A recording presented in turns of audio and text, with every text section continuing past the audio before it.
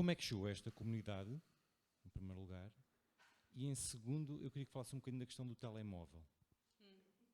Porque acho que é uma questão porque o telemóvel só aparece a partir de meio do filme, mais ou menos, e é uma questão que nós, na primeira metade, até no Ocidente é uma batalha perdida.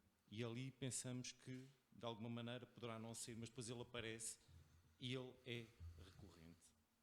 Eu gostava que falasse um bocadinho da questão do telemóvel. Como é que eles veem o telemóvel e se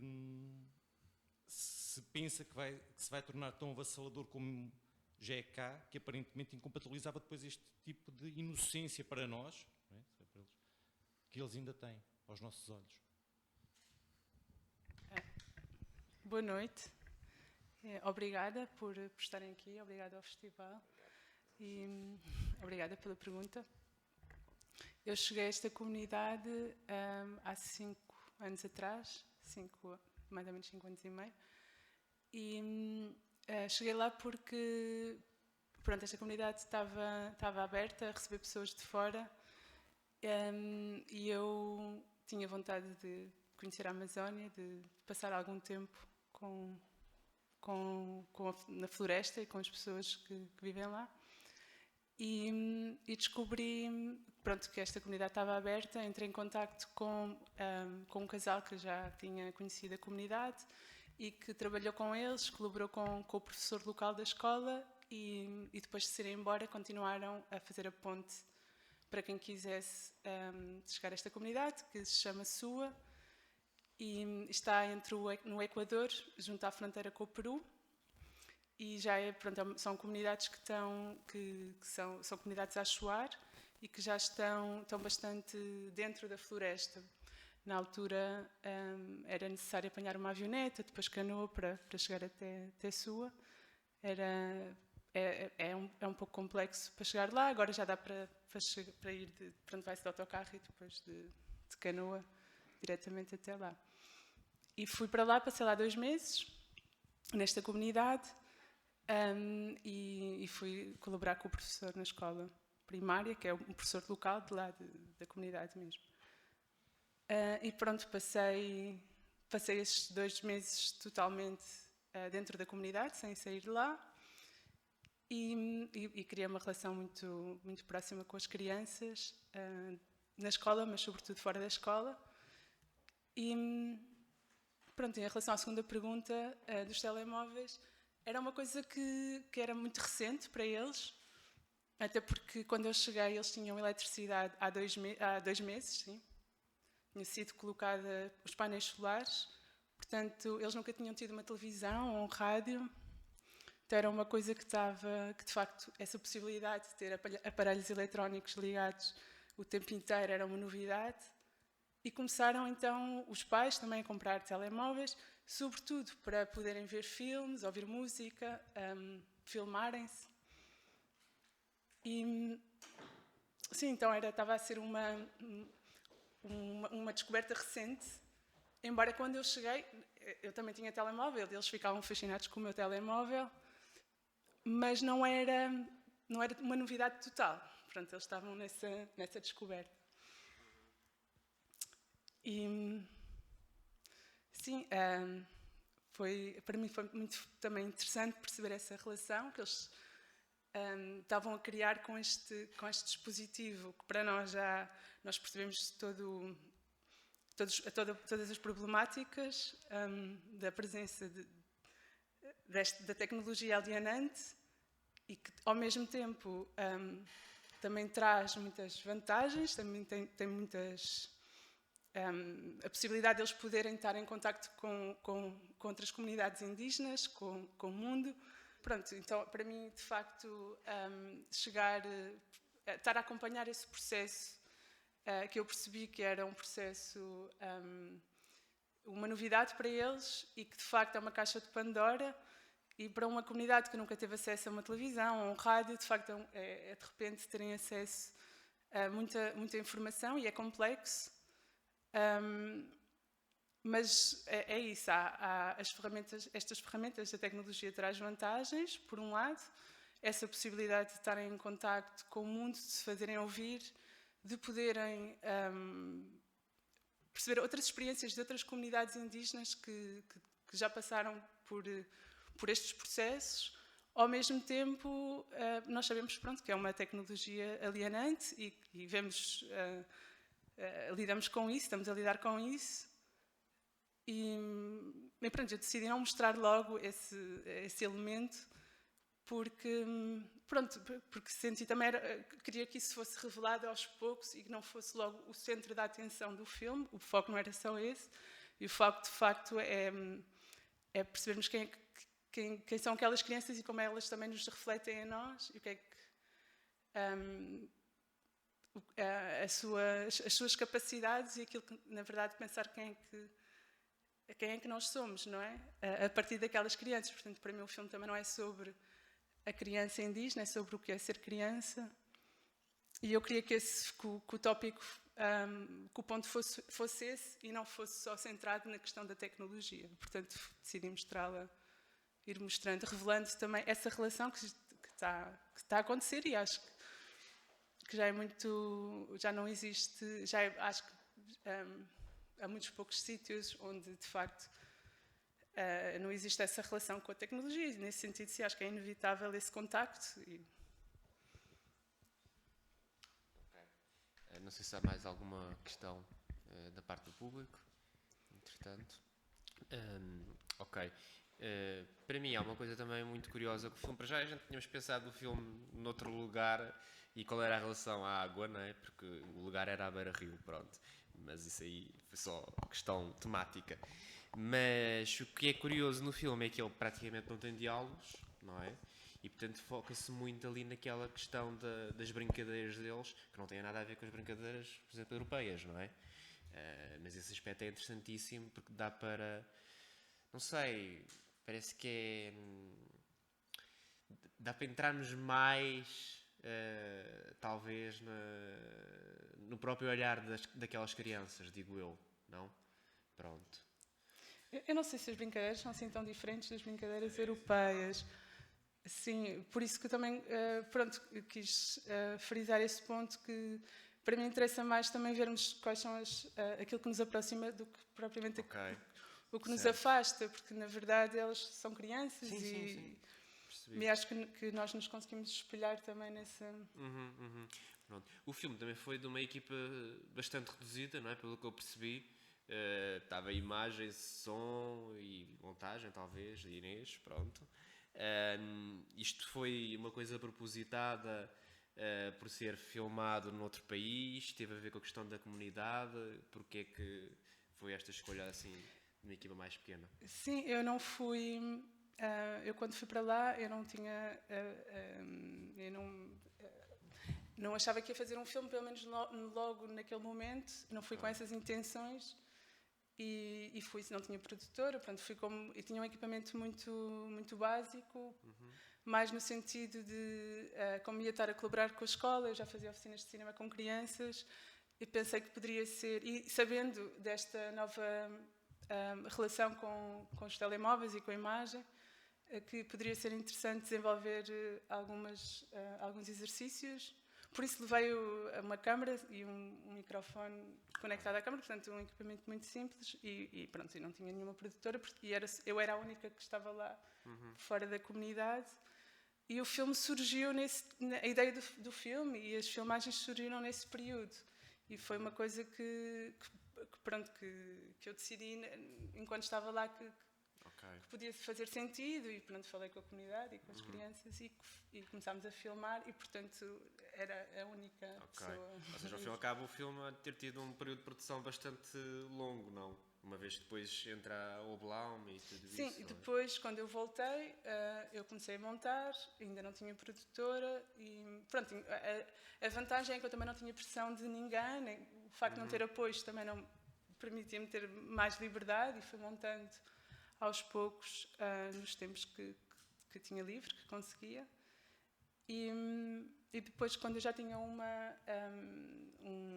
rough cut, uma versão que eu podia mostrar a produtoras para me ajudarem a encontrar financiamento para fazer a pós-produção do filme. Portanto, todo o trabalho de som, todo o trabalho de imagem, E isso depois ainda levou alguns anos até acontecer e até conseguir apoios para fazer a pós-produção.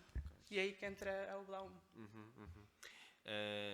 Agora, uma coisa que não é provavelmente uma pergunta muito grande, mas é uma curiosidade mais, porque eu acho ali muito interessante na parte do genérico, no final, ali a música é misturada com aqueles barulhos que faz lembrar a chuva. Aquilo faz mesmo parte da música ou são efeitos sonoros? Aquilo foi uma construção sonora que, pronto, foi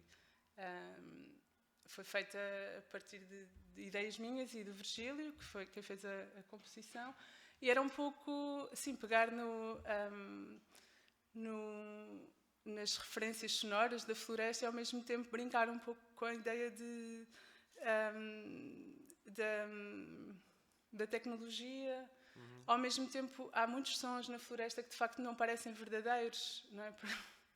Nós, quando ouvimos, parece que são efeitos sonoros, mas que depois percebemos que eles existem mesmo. Mas então jogar um pouco com essas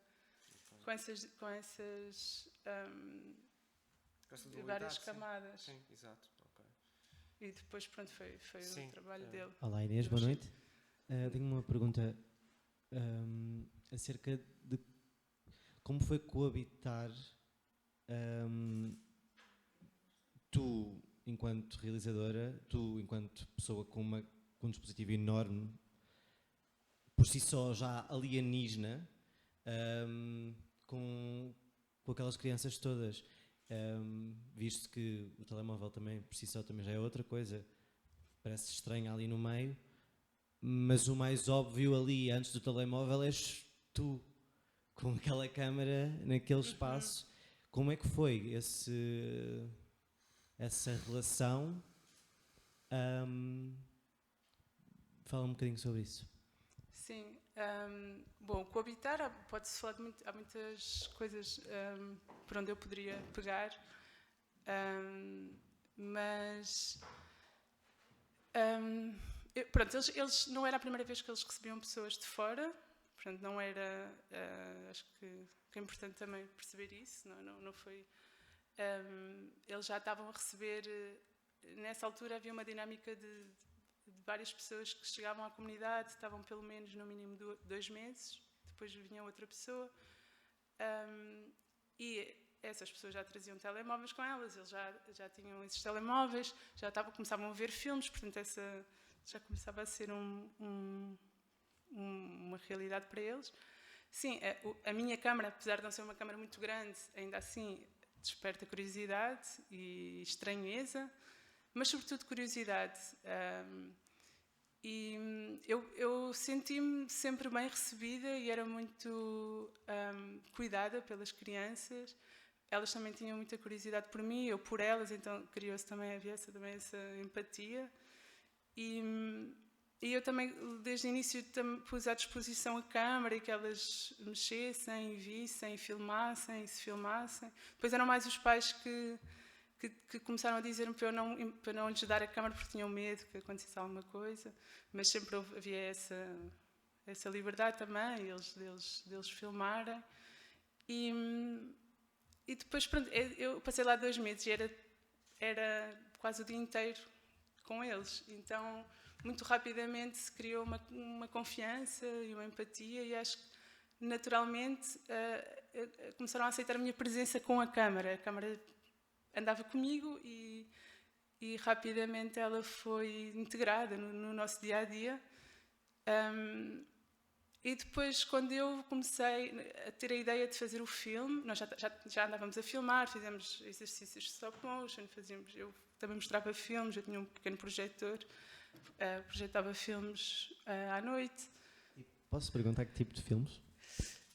Vários. Tinha alguns documentários, mas que mostravam, tipo o Baraka, que mostra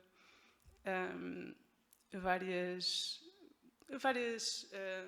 cenas do mundo, de rituais e de Charlie Chaplin, pronto, que é sempre pronto, toda a gente acha sempre muita piada e pronto, e como não tem diálogos também era pensar um bocado nas crianças, pronto, eu na altura não tinha assim filmes, não tinha muitos filmes falados em espanhol.